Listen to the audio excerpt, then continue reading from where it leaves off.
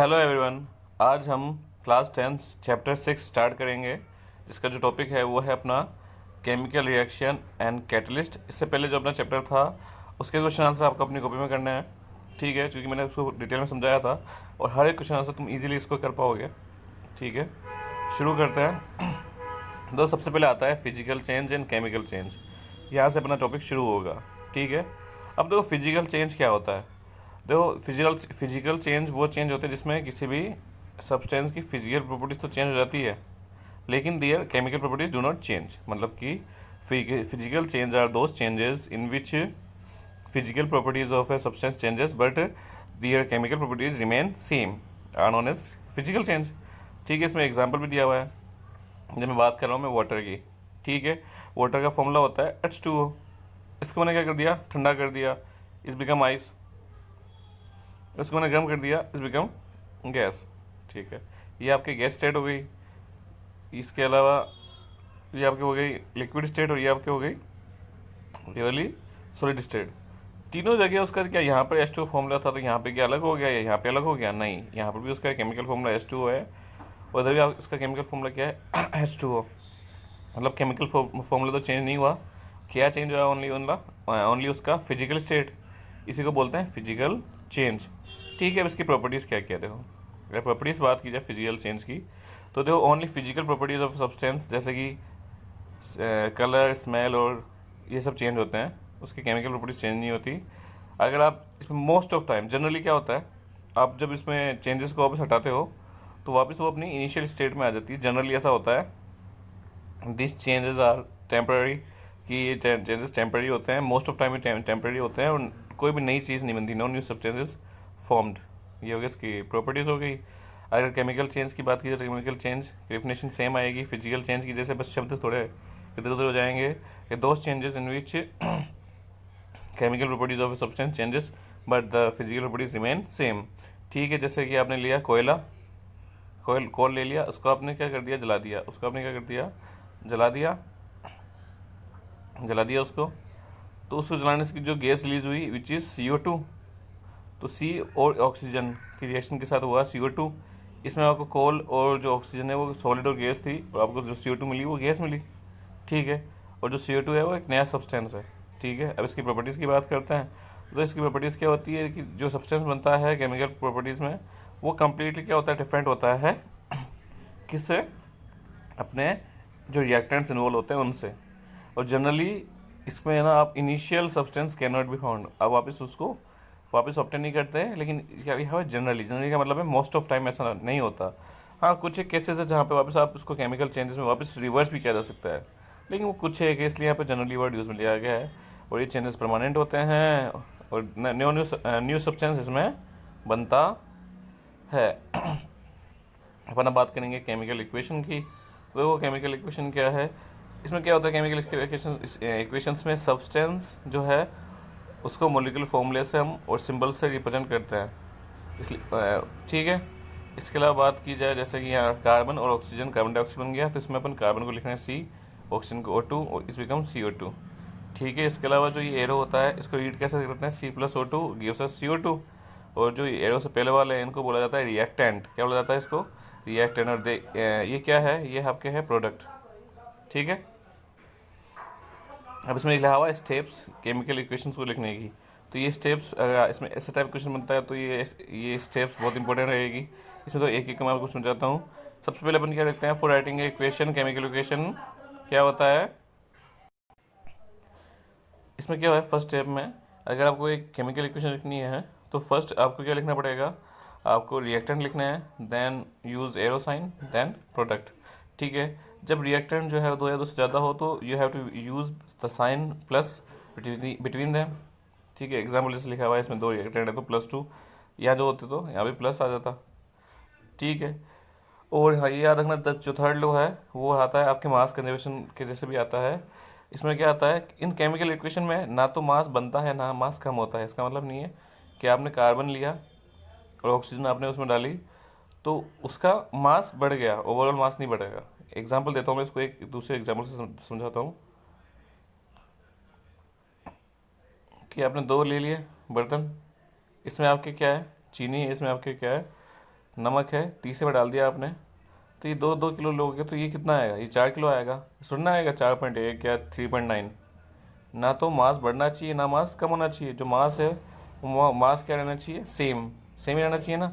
Same मतलब इन दोनों का sum, that's called mass conservation. क्या कि मास जो है it can not be destroy और कैन नॉट बी प्रोड्यूस्ड। ठीक है, इसमें इससे लिखा हुआ है कि in chemical reactions mass is neither formed और destroyed, the number of atoms of reactants produce would be same. मतलब कि जितने भी नंबर ऑफ एटम्स है वो क्या होने चाहिए, सेम होने चाहिए। अब इसी रूल का बोला, हाँ, इसी रूल के बेसिस पर क्या होता है, इसी रूल के बेसिस पर होता है कि आपको केमिकल इक्वेशन को क्या करना पड़ता है, बैलेंस। जैसे एग्जांपल के लिए इसमें देखो, अब मैंने जो बोला मास जो है ना तो प्रोड्यूस हो सकता है ना ही डिस्ट्रॉय हो सकता है। तो यहाँ देखो, यहाँ कार्बन कितने हैं, यहाँ कार्बन है 3, यहाँ कितने हैं, यहाँ 1, तो यहाँ 2 कार्बन कहाँ गए, 2 कार्बन कहाँ गए। यहाँ ऑक्सीजन कितनी है, 2, यहाँ 1 और 2 3, 1 ऑक्सीजन कहाँ से आ गई।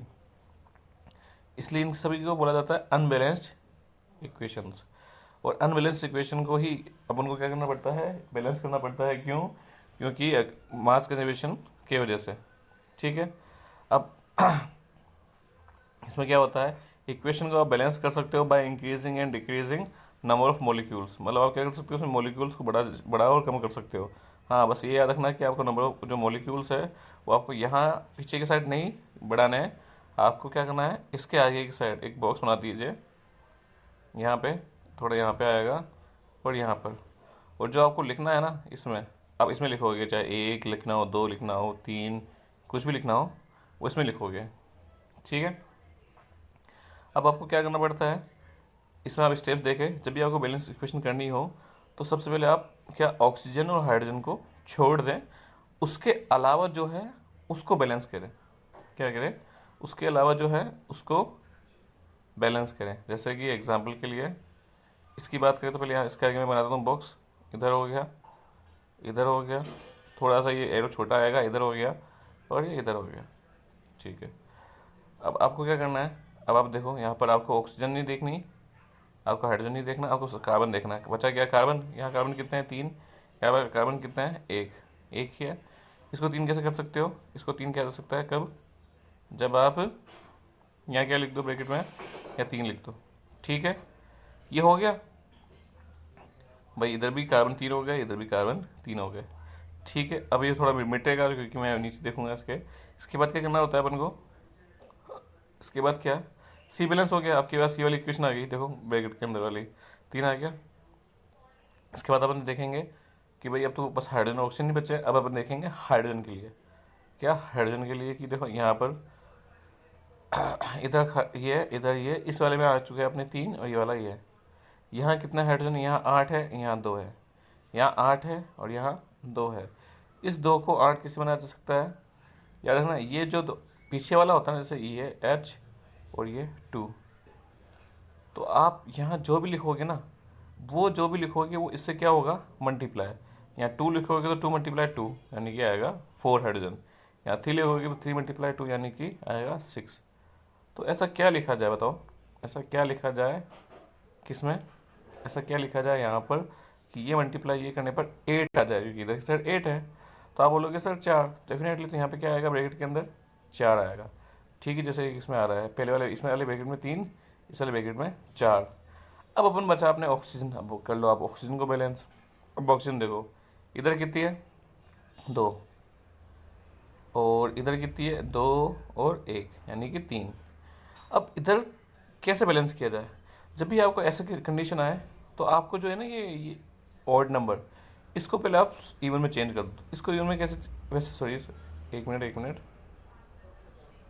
ऑक्सीजन काउंट करते हैं। ऑक्सीजन काउंट करने में मैंने गलती कर दी। कैसे, यहाँ ऑक्सीजन कितनी है, 2, यहाँ ऑक्सीजन कितनी है, देखो ये 2 इस 3 से भी मल्टीप्लाई होगा, याद है, क्योंकि जो 3 नहीं, 3 ये 3 केवल सी के पास नहीं है, ये जो 3 है आगे वाला, ये 3 दोनों के पास है। तो यहाँ पे ऑक्सीजन कितनी हो गई, 3 दूनी 6, 6। यहाँ देखो, यहाँ इसके पास चला गया तो ये कितना हो गया, 4, तो 6 और 4 10, मतलब राइट हैंड साइड में कितने हो गई, 10 हो गई। जबकि यहाँ कितनी है, 2। इसमें क्या लिखा जाए, इसमें क्या लिखा जाए ब्रैकेट ब्रैकेट के अंदर कि ये भी 10 हो जाए, तो यहाँ लिखा जाएगा 5, मतलब आपने यहाँ लिखा 5, यहाँ लिखा 3, यहाँ लिखा 4, मतलब ये लाइन आ गई आपके, है ना।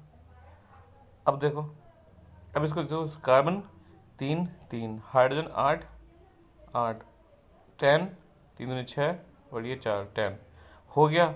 अब जैसे बैलेंस हो गया, आपको क्या करना पड़ता है, इसमें आपको लिखना पड़ता है ब्रैकेट के अंदर, यहाँ पर छोटा सा ब्रैकेट में ऐसा करके, किस स्टेट में है ये, किस स्टेट में, मतलब कि आपने सॉलिड, लिक्विड और गैस लिया है। जैसे कि आपने कब जब कार्बन को जलाया था, तो कार्बन कैसा था, आपने कोयला कैसा था, सॉलिड। आग जब लगाई थी उसमें ऑक्सीजन, तो ऑक्सीजन की जो ऑक्सीजन होती है वो गैस, और जो कार्बन डाइऑक्साइड होती है वो गैस होती है, ठीक है। और जब आप इन दोनों को, जैसे रिएक्टेंट और प्रोडक्ट को आप क्या लिखते हो, वाटर सॉल्यूशन में लिखते हो, वाटर में, तो वाटर के लिए क्या लिखा जाता है, एक यानी एक्वस सॉल्यूशन। जैसे कि ये सॉलिड, ये लिक्विड। अब ये जो आया आपके, ये एक CaOH चॉइस आया, किस में आया ये, वाटर सॉल्यूशन के अंदर। अगर ओनली एक साइड रिएक्शन हो तो अपन ये यूज़ करते हैं, अगर दोनों साइड रिएक्शन हो, मतलब इससे ये बन जाए, इसमें क्या होता है, इस वाले दूसरे वाले में ये और ये, इसमें दोनों रिएक्शन एक दूसरे में पॉसिबल होती है। टेम्परेचर एंड प्रेशर जो है उसको आप इस एरो के ऊपर लिखते हो, टेम्परेचर और प्रेशर होता है, उसको आप इसमें ऊपर लिखते हो। इसके बाद एक्सोथर्मिक और इंडोथर्मिक रिएक्शंस, ये भी बस इतना देखो कि आपको एक्सोथर्मिक के लिए आप प्लस साइन लगाते हो, इंडोथर्मिक के लिए आप माइनस साइन लगाते हो। उसके बारे में फर्दर जो है चैप्टर के अंदर डेफिनेशंस भी है, वो अपन उसमें देखेंगे, ठीक है। जैसे कि बात की जाए तो ये जो है, ये कौन सी रिएक्शन है, ऊपर वाली तो हो गया आपके एक्सोथर्मिक जो कि इसमें प्लस साइन आ रहा है, और नीचे वाली हो गई आपके इंडोथर्मिक जो कि इसमें माइनस साइन आ रहा है, ठीक है। और ये जो आगे है लिखा हुआ, ये है आपके इतनी हीट। और कैटलिस्ट जो है उसको भी एरो के ऊपर लिखा जाता है। इस कैटलिस्ट के बारे में भी अपन आगे डिटेल में पढ़ेंगे चैप्टर के अंत में, तो ठीक है। चैप्टर के एंड में अपन, चैप्टर के एंड में आएगा कैटलिस्ट, अपन कैटलिस्ट उसमें पढ़ेंगे। उसके अलावा जो एंडोथर्मिक और एक्सोथर्मिक है वो भी इसमें देखेंगे, ठीक है। आज अपने क्या क्या देखा, अपने देखा फिजिकल चेंज, फिर अपने देखा इसकी प्रॉपर्टीज़, फिर केमिकल चेंज उसकी प्रॉपर्टीज़, केमिकल इक्वेशन को लिखने की जो स्टेप्स होती है वो देखी, रिएक्टेंट प्रोडक्ट बीच में एरो ज़्यादा हो तो उसके बीच में प्लस साइन, मास कंजर्वेशन से हम जानते हैं कि mass can not produce, can be destroy, और that's why we have to balance the equations. फिर अपने देखा इक्वेशन कैसे बैलेंस की जाती है, कि हाइड्रोजन ऑक्सीजन को छोड़ दो, जो बचा है उसको आप बैलेंस करो, उसके बाद जो है आप हाइड्रोजन को करो, उसके बाद आप ऑक्सीजन को करो, उसके बाद आप ब्रैकेट के अंदर क्या करो, उसकी स्टेट लिखो कि सॉलिड, लिक्विड, गैस या एक्वस सॉल्यूशन में है। अगर वो रिवर्सिबल है, मतलब एक साइड में डायरेक्शन है, एक ही साइड बन रहा है, तो आप ये, और रिवर्सिबल है तो ये, नॉन रिवर्सिबल हो तो ये, या सॉरी ई रिवर्सिबल हो तो ये, और रिवर्सिबल हो तो ये वाला साइन। इसके बाद एक्सोथर्मिक और इंडोथर्मिक के लिए प्लस माइनस वाले साइन और कैटलिस्ट को यूज़ किया जाता है। ये आज का अपना टॉपिक था, इसके फर्दर अपन नेक्स्ट वाले वीडियो में देखेंगे। ओके।